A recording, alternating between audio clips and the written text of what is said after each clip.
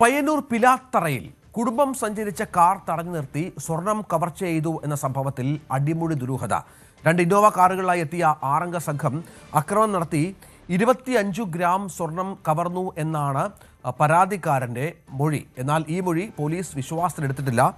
സ്വർണം പൊട്ടിക്കൽ സംഘങ്ങളെക്കുറിച്ച് അന്വേഷിക്കുന്നുണ്ടെങ്കിലും പരാതിക്കാരനായ മഹാരാഷ്ട്ര സ്വദേശിയും തലശ്ശേരിയിലെ സ്ഥിരം താമസക്കാരനായ കുമാർ ജലന്ധർ നിഗത്തിന്റെ പശ്ചാത്തലവും അന്വേഷിക്കുന്നുണ്ട്. KV ബൈജു ഏറ്റവും പുതിയ വിവരങ്ങളുമായി ചേരുകയാണ്. ബൈജു, ഇതിപ്പോൾ രക്തക്കറയൊക്കെ കണ്ടെടുത്ത ഒരു കേസാണ്. അടിമുടി ദുരൂഹതയുണ്ട്. സ്ത്രീകളടക്കം കാറിലുണ്ടായിരുന്നു എന്ന് പോലീസ് കണ്ടെത്തിയിട്ടുണ്ട്. ഇത് നമ്മൾ ഇവർ പറയുന്ന മൊഴി പൂർണ്ണമായും വിശ്വസിക്കാതെ പോലീസിൻ്റെതായ രീതിയിലുള്ള അന്വേഷണത്തിലാണോ ഇപ്പോൾ കാര്യങ്ങൾ? തീർച്ചയായും രഞ്ജിത്തെ, ഈ കുമാർ ജലന്ധർ നിഗം എന്ന് പറയുന്ന ഈ പരാതിക്കാരന്റെ മൊഴി പൂർണ്ണമായും പോലീസ് വിശ്വസിച്ചില്ല. കാരണം അടിമുടി ദുരൂഹതയാണ് ഇതിൽ തുടക്കത്തിൽ തന്നെ ഉള്ളത്. ഈ ഒരു സംഭവം നടന്നതിന് ശേഷം ഇയാൾ ഇവിടെ നിന്നും തലശ്ശേരി വരെ സഞ്ചരിച്ച് അവിടെയാണ് ഇദ്ദേഹം പോലീസിൽ പരാതി നൽകാൻ ആദ്യം തയ്യാറായത്. അതായത് ഇതിനൊരു സമയമെടുത്തു എന്നാണ് പോലീസ് പറയുന്നത്. മാത്രമല്ല, വെറും 25 ഗ്രാം സ്വർണം മാത്രമാണ് നഷ്ടപ്പെട്ടിട്ടുള്ളതെന്നാണ് ഈ പരാതിയിൽ പറയുന്നത്. ഇത്രത്തോളം ആസൂത്രിതമായി നടന്ന ഒരു സംഭവത്തിൽ 25 ഗ്രാം മാത്രം സ്വർണം നഷ്ടപ്പെട്ടു എന്ന് പറയുന്നതും പോലീസ് വിശ്വാസത്തിലെടുത്തിട്ടില്ല എന്നാണ് നമ്മൾ അന്വേഷണ ഉദ്യോഗസ്ഥരുമായി നമ്മൾ സംസാരിക്കുമ്പോൾ നമുക്ക് വ്യക്തമാകുന്ന കാര്യം. അതോടൊപ്പം മറ്റൊരു പ്രധാനപ്പെട്ട ഈ കാറിൽ നടത്തിയ ഈ ഒരു സംഘം നടത്തിയ പരിശോധന, അത് ശ്രദ്ധിച്ചാൽ മനസ്സിലാവും വലിയ തോതിൽ ആസൂത്രിതമായി നടത്തിയ ഒരു കവർച്ച തന്നെയാണിത്. കാരണം ഇവരുടെ പരാതിയിൽ പറയുന്നത് 2 ഗ്രേ കളർ ഇന്നോവ കാറിലെത്തിയ 6ഓളം സംഘം ഇത്തരത്തിൽ കവർച്ച നടത്തിയതാണ്. ഈ കുടുംബം മഹാരാഷ്ട്ര സാംഗ്ലി എന്ന് പറയുന്ന സ്ഥലത്താണ് ഇവരുടെ സ്വദേശം. പക്ഷേ വർഷങ്ങളായി തലശ്ശേരിയിലാണ് ഇവർ താമസിക്കുന്നത്. മാത്രമല്ല, അശോക് എന്ന് പറയുന്ന ഒരാളുടെയാണ് ഈ കാറ്.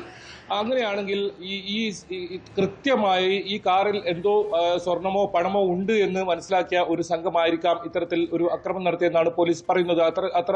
അത്രത്തോളം ആ കാറിന്റെ ബോണറ്റ് തുറന്ന് അവിടെ പോലും പരിശോധന നടത്തിയതായാണ് നമുക്ക് ദൃശ്യങ്ങളിൽ നിന്ന് തന്നെ കാണുന്നത്. മാത്രമല്ല, ഈ കാറ് ഇതിന്റെ അകത്ത് അരിച്ചു പൊറുക്കി എന്ന് പറയേണ്ടി വരും. കാരണം ഇതിൽ കൃത്യമായി സ്വർണമോ അതല്ലെങ്കിൽ വലിയ തോതിൽ പണമോ ഉണ്ട് എന്ന കൃത്യമായ അറിവിന്റെ അടിസ്ഥാനത്തിലാണ് ഈ ഒരു സംഘം എത്തിയതും ഇങ്ങനെ ഒരു കവർച്ച നടത്തിയും. അതല്ല, ഈ ജലന്ധർ നിഗം എന്ന് പറയുന്ന കുമാർ ജലന്ധർ നിഗം എന്ന് പറയുന്ന ഇദ്ദേഹത്തിന്റെ കുടുംബം, 2 കുട്ടികൾ, ഭാര്യ, ഒപ്പം ഡ്രൈവർ, ഇങ്ങനെ 5 പേരായിരുന്നു ഈ വാഹനത്തിലുണ്ടായിരുന്നത് എന്നാണ് മൊഴി.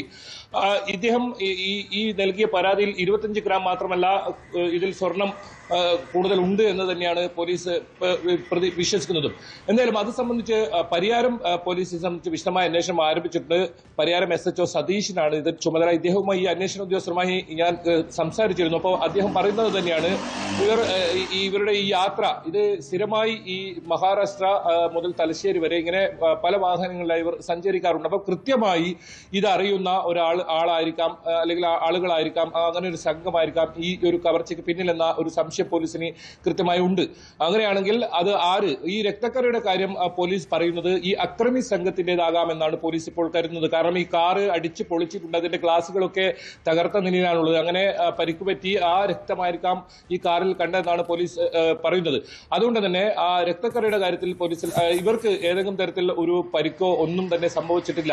ഈ കുടുംബത്തിന് പോറൽ പോലും സംഭവിച്ചിട്ടില്ല. ഇവർ പറയുന്നത് 5 മണിക്കും 6 മണിക്കും ഇടയിൽ എടാട്ട് സർവീസ് റോഡിൽ, പിലാത്തറ മുതൽ പയ്യന്നൂർ ഇടയിലുള്ള സർവീസ് റോഡിൽ ഈ വാഹനങ്ങളിലെത്തിയ സംഘം ഇവരെ തടഞ്ഞു നിർത്തി. അങ്ങനെ ഇവരെ എല്ലാം കാറിൽ നിന്നും പുറത്തേക്കിയതിനു ശേഷം കാറ് ഇവർ ഒരു ഒഴിഞ്ഞ സ്ഥലത്തേക്ക്, അതായത് പിലാത്തറ ഗവൺമെന്റ് കോളേജിന് സമീപമുള്ള ഒരു ഒഴിഞ്ഞെടുത്ത് അവിടെ കൊണ്ടുപോയാണ് ഇങ്ങനെ പരിശോധിച്ചിട്ടുള്ളത്. ആ കാറിൽ മുഴുവൻ സ്ഥലങ്ങളും എവിടെയൊക്കെ ഉണ്ടോ അവിടെ എല്ലാം പരിശോധിച്ചിട്ടുണ്ട്. സീറ്റ് കുത്തി കീറി അതിനകത്ത് വരെ പരിശോധിച്ചിട്ടുണ്ട്. ഇവരുടെ വസ്ത്രങ്ങൾ ഇതിന്റെ അകത്തുണ്ടായിരുന്നു, അതെല്ലാം വാരി വലിച്ചിട്ട നിലയിലാണ്. അങ്ങനെ ഇത്രത്തോളം ആസൂത്രിതമായ ഒരു കവർച്ച നടത്തണമെങ്കിൽ അതിൽ കൂടുതൽ പണം അല്ലെങ്കിൽ സ്വർണം ഉണ്ടായിട്ടുണ്ടാകും എന്ന് തന്നെയാണ് പോലീസ് പറയുന്നത്.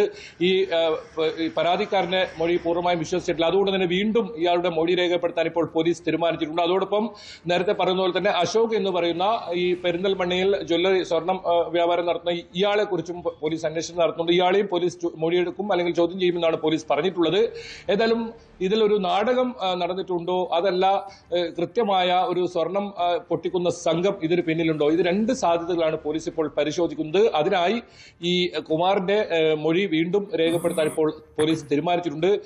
മണിക്കൂറുകൾ കഴിഞ്ഞ്, അതായത് ഈ സംഭവം നടന്ന് മണിക്കൂറുകൾ കഴിഞ്ഞാണ് ഇയാൾ പോലീസിൽ പരാതി നൽകുന്നത്. അതായത് പുലർച്ചെ 5 മണിക്ക് ഇത്തരം ഒരു സംഭവം നടക്കുന്നു, ഉച്ചയ്ക്ക് 2 മണിയോടുകൂടിയാണ് ഇയാൾ പരാതി നൽകാൻ എത്തുന്നത്. അത് സമയം എടുത്തു, അല്ലെങ്കിൽ ആരോടെങ്കിലും കൂടിയാലോചന നടത്തിയതിനു ശേഷമാണ് ഇങ്ങനെ ഒരു പരാതി നൽകിയെന്ന ഒരു നിഗമനത്തിലാണ് പോലീസ് എത്തിയിട്ടുള്ളത്.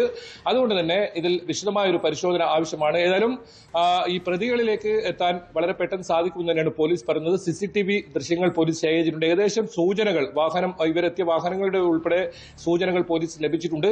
ഏതായാലും അതോടൊപ്പം ഈ പരാതിക്കാരന്റെ മൊഴി വീണ്ടും രേഖപ്പെടുത്തും. ഇയാളെ കൃത്യമായി വിശദമായി പരിശോധന, ഇയാളുടെ മൊഴി രേഖപ്പെടുത്തുന്ന സാഹചര്യം ഇന്നുണ്ടാകും. ഇയാളുടെ നേരത്തെ ഉണ്ടായിരുന്ന യാത്രകൾ, ഇയാളുടെ പശ്ചാത്തലങ്ങൾ, ഇതെല്ലാം പോലീസ് അന്വേഷിക്കുന്നുണ്ട്. എന്തായാലും ഈ സംഭവം വലിയ പരിഭ്രാന്തി പരത്തുന്ന സാഹചര്യമാണ് ഉണ്ടായത്. ആ ദൃശ്യങ്ങളിൽ നിന്ന് തന്നെ കാണാം എത്രത്തോളം ഭീകരമായൊരു അവസ്ഥയാണ് ആ ഒരു കാറിൽ ഉണ്ടായതെന്ന്. അതായത് കൃത്യമായി ഇതിൽ പണം, അതല്ലെങ്കിൽ വലിയ തോതിൽ സ്വർണം ഇതിൽ ഉണ്ട് എന്ന് മനസ്സിലാക്കിയ ഒരു സംഘം എത്തി ഇങ്ങനെ ആസൂത്രിതമായി നടത്തിയ ഒരു കവർച്ചയാകാം. ഇതിൽ കൂടുതൽ പണവും സ്വർണവും ഉണ്ടായിട്ടുണ്ട്. പക്ഷേ അത് പരാതിക്കാരന്റെ മൊഴിയിൽ അത് രേഖപ്പെടുത്തിയിട്ടില്ല. വെറും 25 ഗ്രാം സ്വർണം മാത്രം, ഭാര്യയുടെ ബാഗിലുണ്ടായിരുന്നത് ഈ സ്വർണം മാത്രം നഷ്ടപ്പെട്ടു എന്നാണ് ഇപ്പോൾ പരാതിയുള്ളത്. എന്തായാലും പോലീസ് വളരെ വിശദമായി തന്നെ ഈ സംഭവം അന്വേഷിക്കാൻ തീരുമാനിച്ചിട്ടുണ്ട്. ശരി ബൈജു. കൂടുതൽ വാർത്തകൾക്ക് News 18 കേരളം യൂട്യൂബ് ചാനൽ സബ്സ്ക്രൈബ് ചെയ്യുക.